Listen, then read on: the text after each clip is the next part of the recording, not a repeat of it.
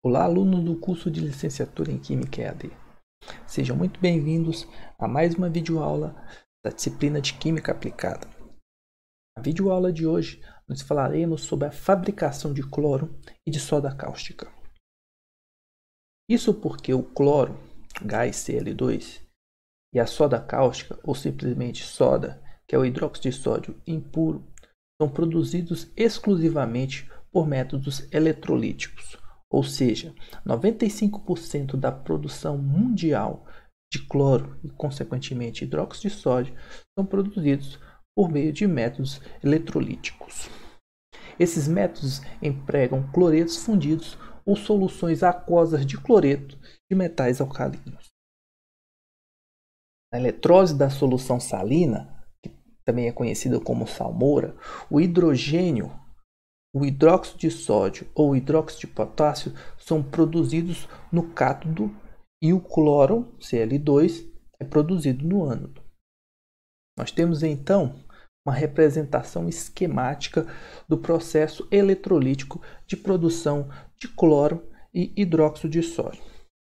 Inicialmente nós temos então a salmoura sendo introduzida do lado esquerdo da minha célula. Essa célula vai ter aqui uma separação, que pode ser uma membrana, um diafragma, por exemplo. E, por diferença de pressão, nós temos a passagem da salmoura também para o lado aqui do lado direito da minha célula. Essa salmoura é basicamente composta por cloreto de sódio misturado com água, moléculas de cloreto de sódio e de água. E se observarmos em uma ampliação, na verdade nós temos que o cloreto de sódio em meio aquoso forma Na+ e Cl-. Do lado esquerdo então nós temos o ânodo e do lado direito nós temos o cátodo. Quando então aplicamos uma diferença de potencial, nós temos então que o cloreto proveniente do cloreto de sódio vai reagir aqui no meu ânodo, produzindo o gás cloro. E do outro lado, se observarmos aqui com uma ampliação, como se trata de uma solução de cloreto de sódio, nós temos a água que forma H+ e OH-. Consequentemente, o H+ vai reagir no meu cátodo, produzindo gás hidrogênio. E a concentração de OH-, consequentemente, vai aumentar, já que ocorre um consumo do H+, que provém aqui da dissociação da água, da autoprotólise da água. Acontece que os íons sódio podem ser transferidos do compartimento anódico para o compartimento catódico a partir dessa membrana, e com isso se juntarem as moléculas de OH- que estão em excesso, e com isso dá origem ao meu hidróxido de sódio ou soda, que nesse momento não apresenta alta pureza, está contaminado também com cloreto de sódio e com água. Então, de forma resumida, basicamente o processo eletrolítico de produção de hidróxido de sódio, ou seja, de soda cáustica, e cloro, se resume nesse esquema prático. Nesse processo, a energia elétrica é o item mais importante do custo de produção, sendo esse processo o segundo maior consumidor de eletricidade dentre os demais processos químicos e industriais. Lembrando que o primeiro processo que mais consome energia elétrica no planeta é a indústria de alumínio. O consumo específico de energia elétrica por unidade eletrolítica é bastante significativo e varia de acordo com a tecnologia de produção empregada. Nós veremos aqui nessa aula e na seguinte três dessas principais tecnologias. Mas basicamente esse consumo se situa entre 2,8 e 3,6 megawatts-hora por tonelada de produto gerado. Nessa representação do gráfico da figura 2.1, nós temos o consumo energético em megawatts-hora por tonelada de cloro em função do ano no Brasil. Nós vemos que ele é, de certa forma, estável, teve um pico de produção em 2004 e em 2000. E na figura 2.2, figura seguinte, nós podemos ter uma ideia da capacidade instalada por processo. Os processos que nós destacaremos na aula de hoje e na aula seguinte são os processos utilizando célula de mercúrio, célula de diafragma e célula de membrana. Podemos observar então nessa distribuição em função do processo que 63% da capacidade instalada utiliza célula de membrana, 22% diafragma e apenas 15% célula de mercúrio. Como veremos mais adiante, os motivos para essa pequena quantidade de plantas instaladas utilizando célula de mercúrio. Nós também temos aqui na tabela 2.2 a relação de indústrias que produzem cloro e sua capacidade instalada no ano de 2010. Podemos observar, por exemplo, uma planta com a capacidade instalada na Bahia de 415 mil toneladas, tá ok? Como uma das maiores produtoras de cloro e soda no Brasil. E temos uma distribuição aqui também em São Paulo, Rio de Janeiro, Pernambuco, Espírito Santo, dentre outros estados. Também podemos observar nessa tabela a distribuição em função do tipo de processo, onde temos que o D utiliza a célula de diafragma, M membrana e Hg mercúrio. Podemos observar na tabela que os processos que mais produzem soda e cloro empregam as células de diafragma, como observamos aqui na Dow Brasil e na Braskem, situadas na Bahia e Alagoas, respectivamente, com 415 mil e 409 mil toneladas de produção. O cloro e a soda cáustica, eles desempenham um papel importante e significativo na fabricação de milhares de produtos do quais nós dependemos no dia a dia. Por exemplo, no fluxograma a seguir nós podemos observar que, a partir então do cloreto de sódio, o processo eletrolítico, nós podemos gerar a soda, que pode ser empregada na indústria de sabão, na produção de sabão, na indústria de óleo, e aí aplicada na parte de refino de óleo, na indústria de detergentes, corantes, aço, indústria petroquímica, papel e celulose e fármacos diversos. Já o cloro, o gás cloro produzido a partir também do processo eletrolítico, pode ser empregado em desinfetantes, solventes, pesticidas, fluidos para refrigeração e polímeros diversos. Figura 2.4 traça um perfil então do consumo de soda em 2010 em função dos tipos de indústrias que empregam esse material, onde podemos observar que a indústria de papel e celulose é uma das que mais emprega soda em sua constituição, seguida aqui pela indústria petroquímica e pela indústria metalúrgica. E como então se dá essa fabricação de cloro e soda? Atualmente, as células de diafragma são a principal forma de produção industrial de cloro e de soda no mundo. Para vocês terem uma ideia, 3/4 da produção de soda é fabricada pelo processo de diafragma nos Estados Unidos, ou seja, 75% de toda a soda produzida nos Estados Unidos são produzidos utilizando a tecnologia de células de diafragma.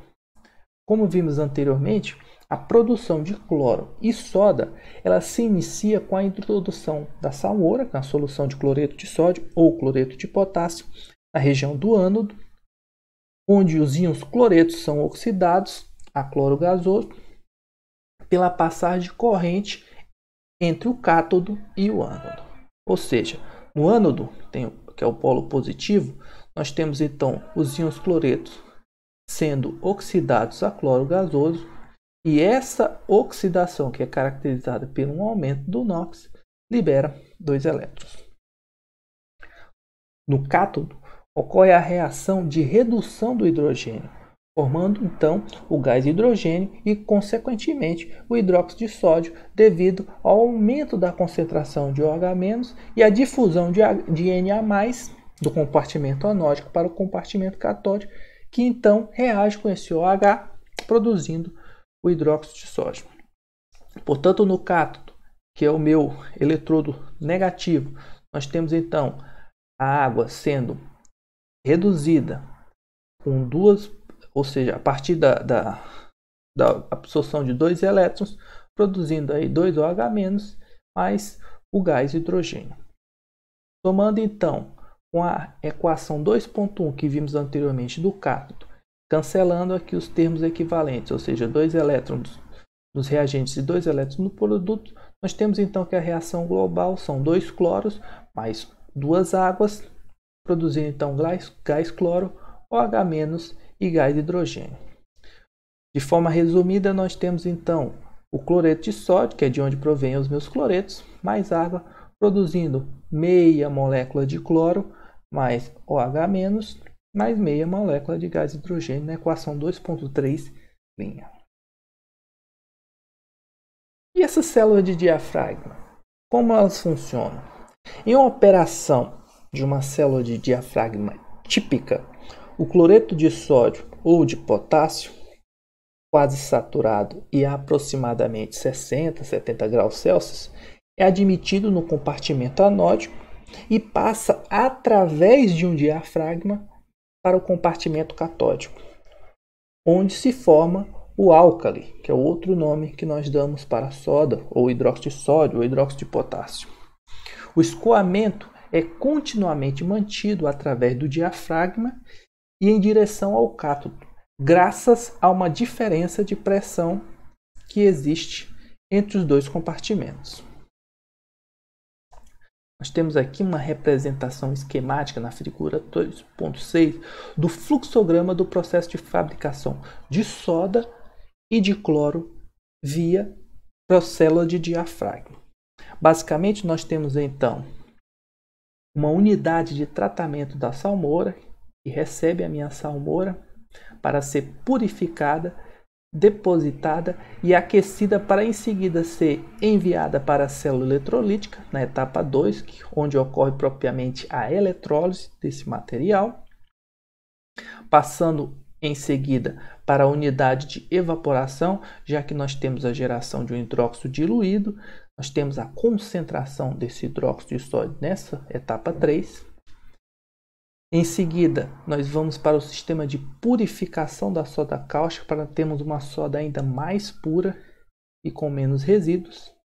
E numa via paralela, nós temos também o sistema de processamento do gás.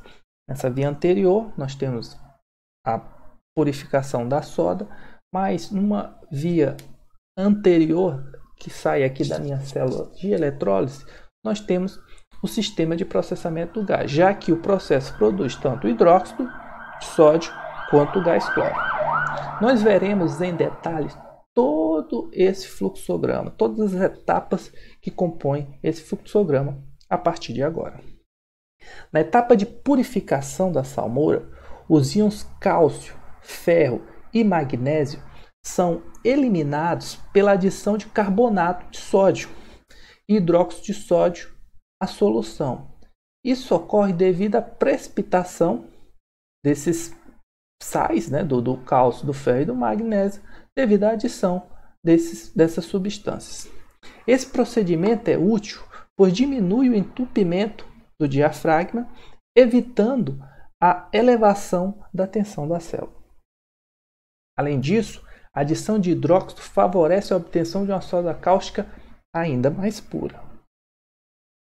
Contudo, devido à adição da base, é preciso neutralizar a solução da salmoura, usando em geral ácido clorídrico.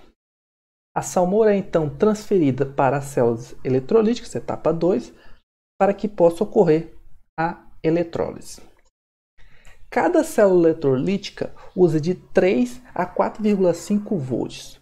Por isso, elas são ligadas em série para aumentar a voltagem de cada grupo. O processo de eletrólise apresenta em média uma eficiência da ordem de 50%. Por isso, geralmente a solução de hidróxido de sódio está contaminada com cloreto de sódio, como nós vimos lá nos primeiros slides.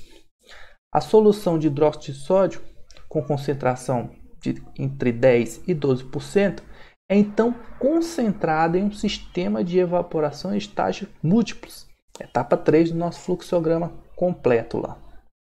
Basicamente, nós temos então um sistema acoplado a um separador de sal e a um sedimentador.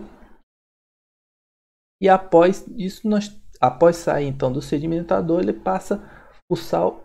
Esse sal é levado para um sistema de filtro lavador. O sal é separado da solução de soda cáustica devido à sua baixa solubilidade em solução de hidróxido de sódio a 50%. Finalmente, o sal recuperado pode ser reutilizado na preparação de uma nova salmoura no início do processo. Ou seja, todo o cloreto de sódio que é separado e filtrado aqui nesta etapa 3 pode ser reempregado aqui na produção da minha salmoura. Já a soda cáustica, com a concentração em torno de 50%, que sai do sistema de evaporação em estágios múltiplos, pode ser concentrada a 70% a 75% em um evaporador de estágio simples, usando pressões da ordem de 5 a 7 atm. Como podemos observar no destaque aqui, o evaporador de estágio simples. Durante esta etapa, o sistema precisa de tubulações com camisa de vapor, pois pode ocorrer a solidificação do material dentro da tubulação. Posteriormente, a soda pode seguir para os tanques de sedimentação ou para um sistema de produção de escamas. Como podemos observar aqui, representado aqui o tanque de sedimentação e as escamadeiras para a produção das escamas, que é como a soda cáustica é comercializada. No outro lado, o cloro, que sai da parte superior da célula eletrolítica, já que ele é um gás, está arrastando com ele vapor de água e por isso é impuro. Para retirar então a água do cloro, primeiramente o gás é resfriado, um resfriador do cloro, onde ocorre a condensação da maior parte do vapor e aí nós temos a saída de grande parte da água por condensação. Resumindo, nós resfriamos o gás cloro para em seguida condensar, por condensação retirar a maior parte da água. Contudo, ele ainda apresenta quantidade muito grande de água. Por isso denominado aqui nessa etapa de cloro úmido. Para deixá-lo ainda mais seco, é preciso passar o cloro em um sistema de torre que contém ácido sulfúrico, que como nós vimos na nossa primeira videoaula, é um grande agente desidratante. Nós então temos torres de secagem com introdução de ácido sulfúrico para desidratar completamente ou com alta eficiência o cloro gerado aqui na minha célula eletrolítica. Esse cloro úmido não deve ser operado em tubulações feitas de ferro ou aço, pois ele ataca esses metais. O ideal é trabalhar com materiais mais resistentes, como o poliéster ou o PVC, que é o policloreto de vinilo. Em seguida, então, após sair da torre de secagem, o cloro é condensado e daí levado para o armazenamento nesse tipo de dispositivo, em cilindro ou em gás, ou em caminhões tanque, na forma de cloro liquefeito. Com uma atividade online de nível 1, nós temos então a atividade 1 da página 37, que é a questão 1, que deve ser entregue impreterivelmente até as 23 horas e 55 minutos do dia 14 de abril de 2018. Além disso, nós temos a postagem de atividade de nível 3, referente ao capítulo 2, página 38, que são as questões 1 a 5 desta página 38, e que também devem ser entregues impreterivelmente até as 23 horas e 55 minutos do dia 17 de abril de 2018. Desejo então a todos uma ótima semana e nos vemos na próxima videoaula.